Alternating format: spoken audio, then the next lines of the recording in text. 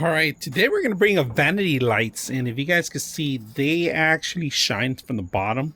You can put them to the top, but it's best if they shine to the bottom. All right, now they do come with 3 connections. It's very simple. You got your neutral, your live, and your ground.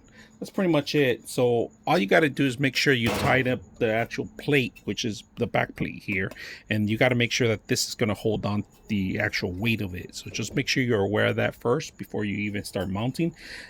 Test your back end, make sure that there's something, a stud at least. All right, so we're gonna set this up today, and we're going to test them out to see how beautiful they are. And if you guys notice, I'm going to talk a little bit more about the power of the actual lighting. You got a 2500K all the way to 5300K, right? So there's a switch, and right now it's set on the highest one.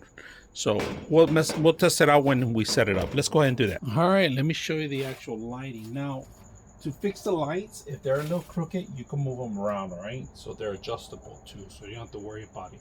Now we're gonna go ahead and start from the highest to the lowest, so you can see the actual dimming in the process, all right? So we're gonna get, that's the first one, second one, third, fourth, and then fifth, right? So again, lowest, always to a highest. So you can adjust the color that you want.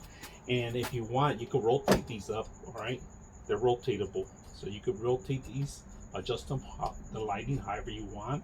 So you can spin them. So even if you put them upside down, you can still rotate them. So they're very handy. I like this unit.